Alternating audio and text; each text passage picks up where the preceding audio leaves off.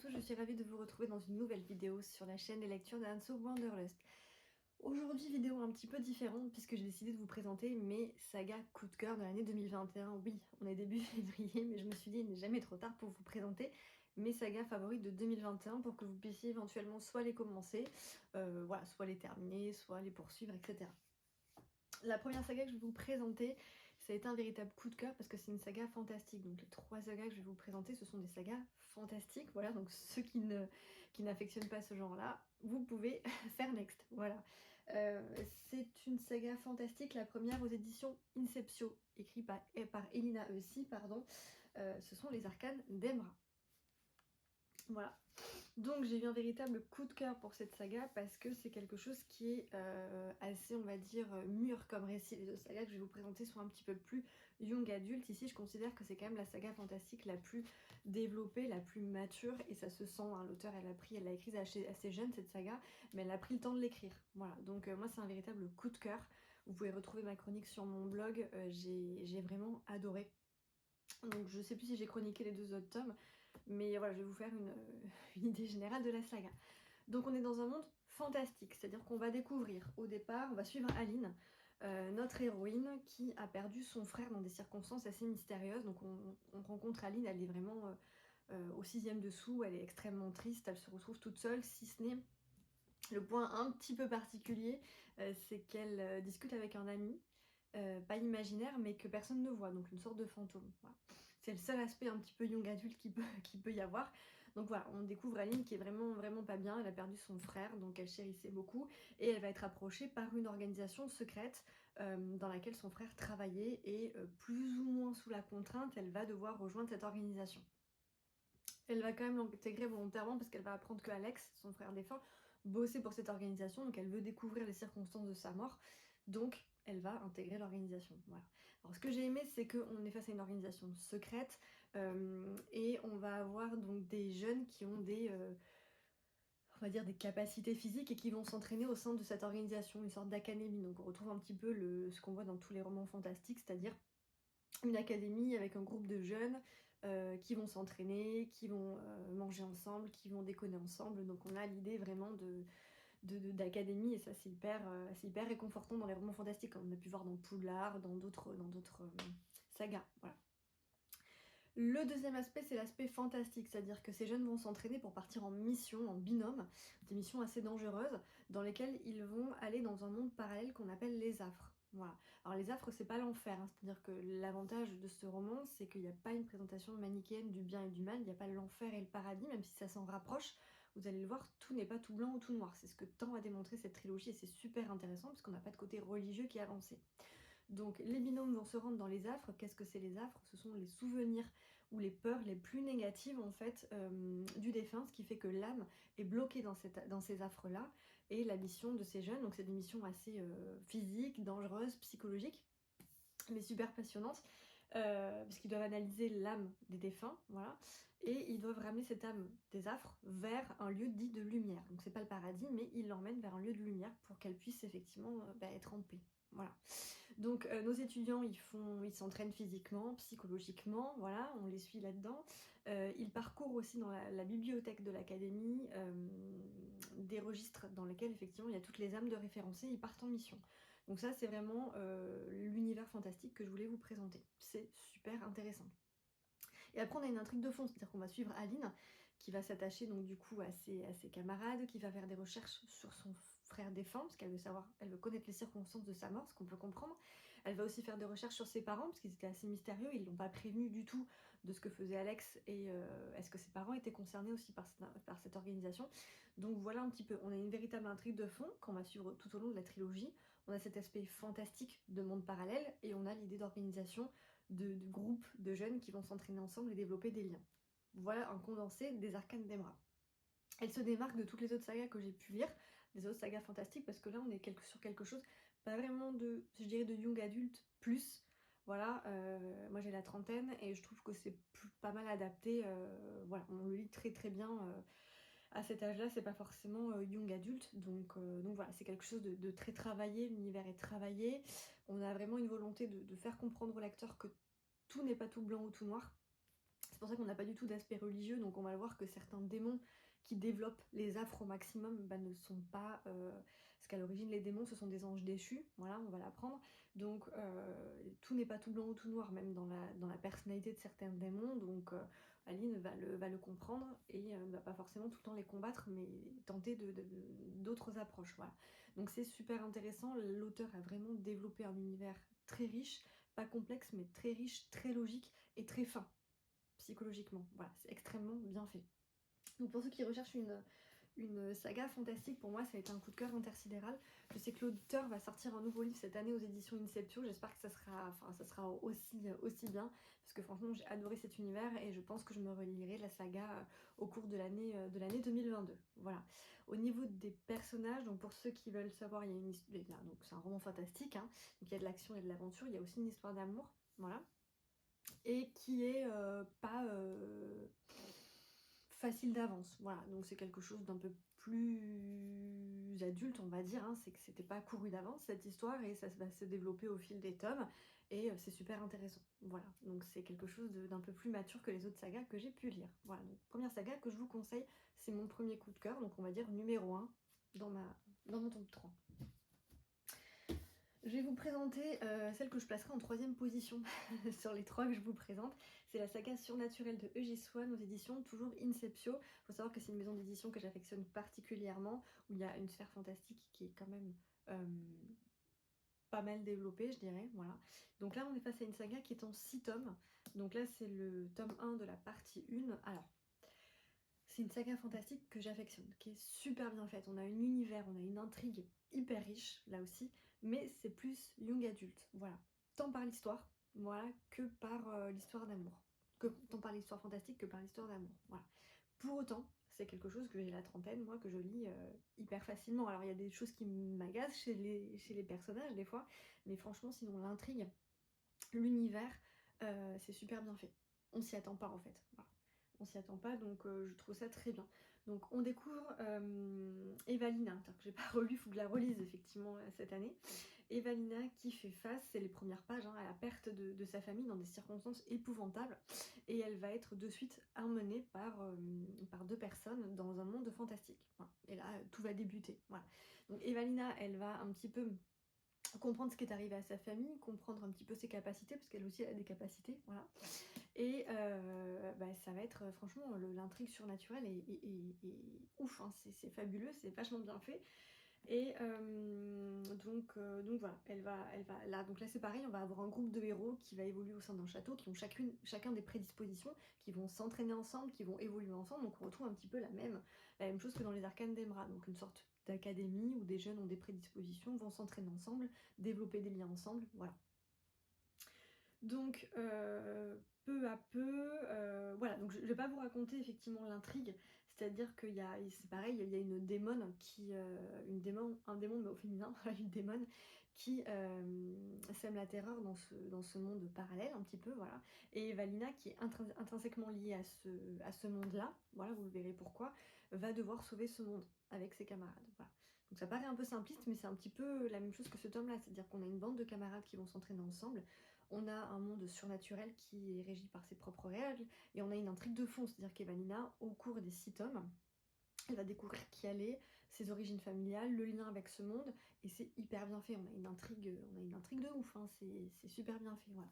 Alors, moi, ce qui m'a un tout petit peu plus déplu, c'est que je m'attendais pas aux révélations, hein, qui sont faites, donc là, je suis super bien surprise.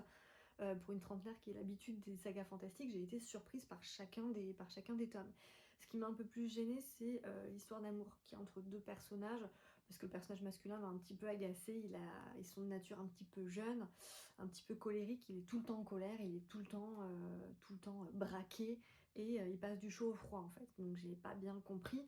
Autant dans les arcanes d'Emra, on a une histoire d'amour qui se développe où au départ, on a un personnage masculin qui est braqué contre l'héroïne, mais on en comprend les raisons. Là, pour l'instant, je suis au 4e tome, j'ai pas compris les raisons. Voilà, donc il passe du chaud au froid. Je sais pas si c'est parce qu'il est bipolaire ou pas.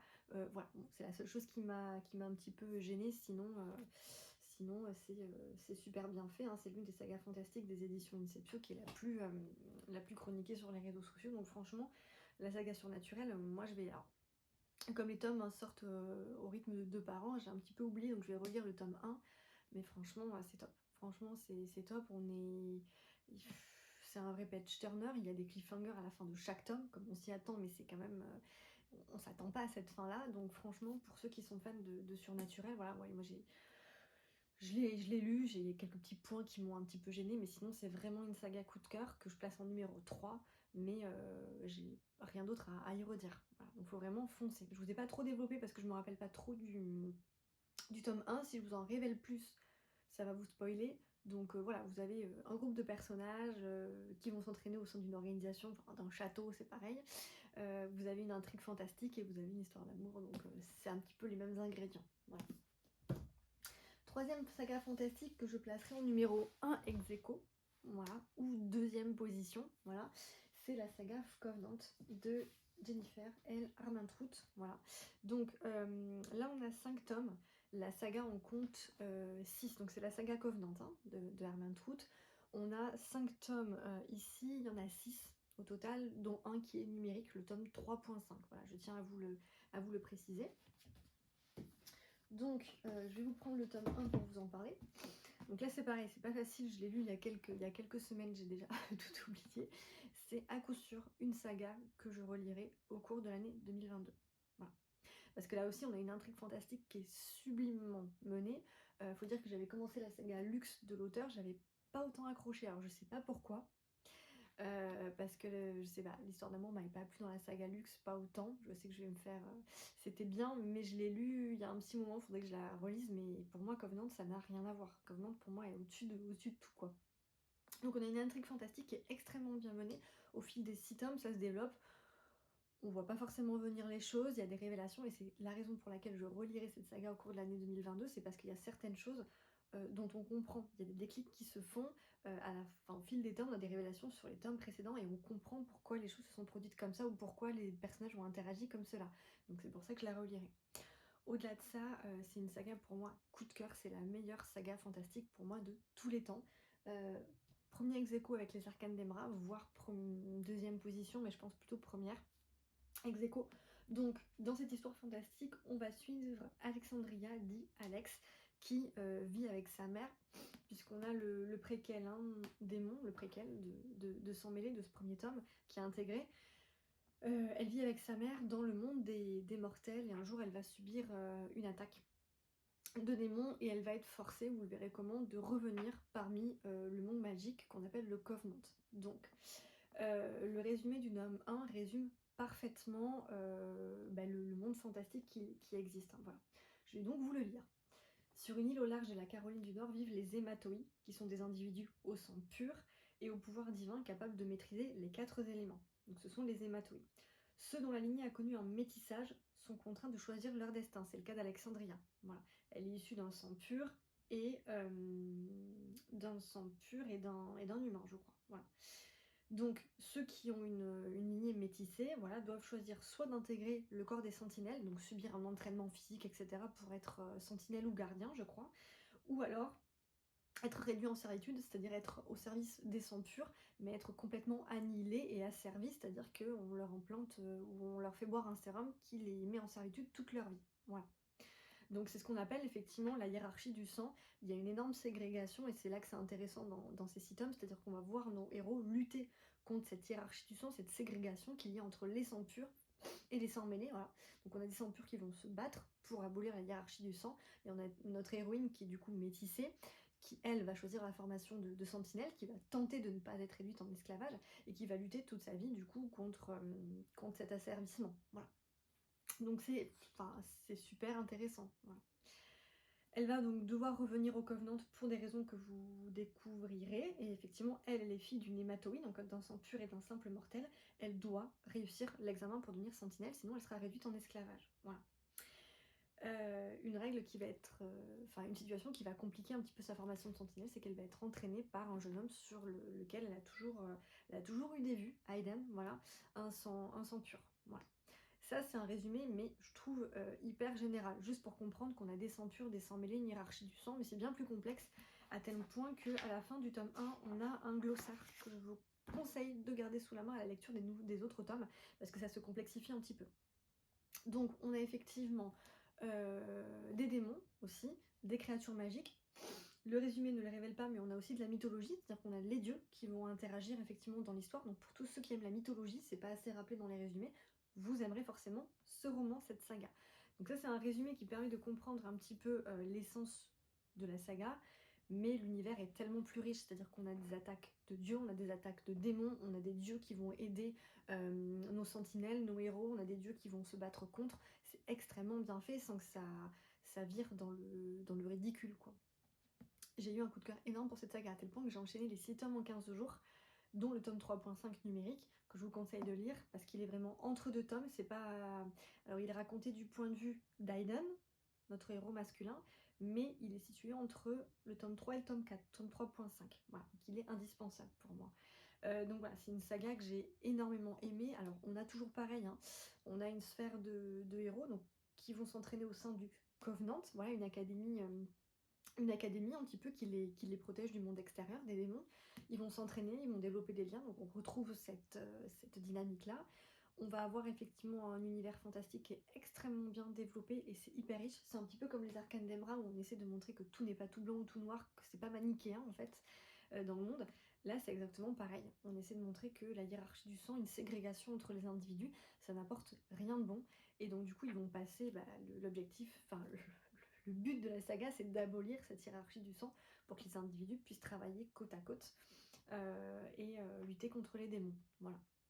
Donc on a une intrigue de fond, on va connaître également les prédispositions d'Alexandria, puisqu'elle a des capacités particulières. Sa famille voilà, est liée au Covenant. Donc on a une intrigue de fond, un petit peu comme dans les autres sagas, qui est super bien faite. Je vous le disais, moi il y a des révélations que j'ai appris au 4e, 5e tome, qui du coup me donnent envie de relire les premiers parce que je vais comprendre les choses sous un autre jour, donc c'est hyper bien fait. Voilà. Et le 3e point, c'est l'histoire d'amour. Donc c'est pareil, là pour moi c'est la meilleure des 3 sagas parce que on va alterner oui le chaud et le froid, mais c'est fait de manière beaucoup plus mature, c'est-à-dire on va comprendre les raisons et on les comprend au fil des tomes, on comprend les raisons pour lesquelles le héros masculin Aiden a réagi comme il avait réagi. Donc c'est super bien fait. Voilà, c'est pour ça que j'ai envie de relire cette saga parce que c'est juste magique. Donc oui, on a une histoire d'amour un petit peu interdite entre deux êtres, mais c'est super bien fait, quoi. Enfin, c'est énorme. Voilà. J'irais pas jusqu'à dire qu'il y a un triangle amoureux, mais il y a un troisième personnage, enfin un deuxième personnage masculin, pardon, qui fait son apparition et qui rend le tout. Enfin, c'est juste magique. C'est une saga magique. Surtout parce que je trouve que alors c'est du young adulte, mais je trouve que c'est super il y a des valeurs, des enjeux moraux qui sont développés au sein de cette saga. Enfin, lutter contre la ségrégation, la hiérarchie du sang, l'exclusion de certains individus, l'asservissement, je trouve ça super bien d'avoir su intégrer ces données-là, ces enjeux-là, ces valeurs-là dans un roman fantastique, dans une saga young adulte. Voilà, enfin moi je trouve ça génial. C'est pas une saga juste histoire d'amour, je t'aime, je te fuis, je te suis, je te cherche. Non, c'est pas juste ça en fait, c'est juste une saga fantastique avec des enjeux, des valeurs morales vachement bien présentées, vachement bien posées, avec une intrigue surnaturelle qui prendra fin au 5e tome et qui est juste magique. Voilà, on monte crescendo au fil des tomes, ça je tiens à vous le signaler. On a une ligne conductrice fantastique et l'action monte crescendo. Voilà. Je tenais à appuyer sur le fait qu'il y a aussi pas mal de mythologie, voilà, parce que c'est pas présenté dans les résumés, je sais pas si c'est présenté dans les autres résumés. Oui, on parle un petit peu des furies, etc. Le Styx, voilà, donc c'est ouf. Donc vous allez croiser Apollon, vous allez croiser Hadès, mais c'est hyper bien fait, c'est pas ridicule du tout, pas ridicule du tout. L'héroïne va aller dans les enfers, enfin c'est une saga fantastique mais génialissime, enfin moi j'ai pas de mots, à tel point que c'est la première fois que j'ai envie de relire 5 tomes d'affilée immédiatement après l'avoir terminé, ça ne m'est jamais arrivé, voilà, à part pour Harry Potter peut-être. Voilà. Donc c'est une saga que je vais digérer parce que émotionnellement j'ai été assez impactée, hein, faut le dire, c'est une saga quand on lit les 5 tomes d'affilée, enfin les 6 tomes d'affilée pardon, on est impacté parce qu'on a les personnages sans arrêt avec nous et donc c'est juste génialissime. Je pense que c'est la raison pour laquelle j'ai envie de la relire de suite après, mais pour moi c'est voilà. Donc j'ai l'impression qu'après vous avoir présenté cette saga, qu'en fait entre ça et ça, c'est ça qui passe en premier. Essentiellement parce que là il y a 3 tomes et que là il y en a 6, donc c'est pour ça que je suis peut-être plus attachée à cette saga là, parce que là 6 tomes, enfin moi j'adore quand c'est une saga sur énormément de tomes, c'est juste magique quoi. Donc moi je placerai finalement après cette vidéo, je placerai celle-ci, oups, celle-ci en premier. Les Arcanes d'Emra en 2, en étant un petit peu plus mature quand même que les autres, et Surnaturel en 3. Voilà. Ce qui me permet de départager un petit peu les trois, c'est l'histoire d'amour, où là pour moi c'est la number one. Voilà. Celle-ci est un petit peu plus mature et un peu moins présente puisqu'on n'a que 3 tomes, mais elle est très très bien aussi. Donc l'histoire d'amour ici en number one, voilà, parce que forcément des amours contrariés, impossibles, c'est toujours plus appétissant. L'histoire fantastique, je dirais que là c'est plus mature, c'est plus recherché. Voilà. Mais là c'est vachement plus prenant et vachement plus palpitant parce qu'on est sur 6 tomes. Donc je placerai la saga Covenant pour moi en numéro 1. Je vais tenter de lire la saga Lux cette année parce que j'en ai entendu beaucoup de bien, mais moi j'avais lu le premier tome ou les 2 premiers tomes, je sais plus, et j'avais pas accroché quoi. Enfin, moi je trouve que Covenant n'a rien à voir, c'est au-dessus de Lux, c'est vraiment top quoi. Je n'ai aucun élément négatif. Voilà. Il y a un préquel, il y a un épilogue, il y a une saga qui répond à toutes mes questions, qui développe tout ce que je veux, il n'y a rien qui n'est pas assez développé pour moi. Enfin, franchement, je n'ai aucun point négatif sur cette saga. Voilà. Les Arcanes d'Emerald non plus, vous me direz, sauf que j'aurais aimé que l'histoire d'amour soit un petit peu plus développée. J'aurais aimé comprendre les choses un petit peu plus tôt, pourquoi les personnages réagissent comme ça, etc. Et là, j'aurais aimé que ce soit un tout petit peu plus mature au niveau de l'histoire d'amour. Donc, ce qui me permet de départager les trois, c'est finalement la longueur du récit et l'histoire d'amour. Voilà. Donc voilà, je vous ai présenté mes 3 sagas coup de cœur de l'année dernière. Donc j'ai pas terminé la saga Surnaturel, mais les 2 autres sagas sont clôturées. Donc je vous conseille franchement de les découvrir. Il faut vraiment pas passer à côté de ces sagas fantastiques. Si vous êtes fan du genre fantastique, entraînement au sein d'une académie ou d'un groupe et des histoires d'amour, franchement vous avez tout qui est parfaitement dosé. Ça aussi c'est super important, surtout dans Covenant. Tout est dosé, on pourrait croire que l'histoire d'amour prend le pas sur le reste. Pas du tout. Dans les 3, c'est parfaitement dosé et c'est ce qui explique que ce sont 3 coups de cœur. Voilà. J'espère que vous ne passerez pas à côté de ces lectures et je vous souhaite de très bonnes lectures. À bientôt.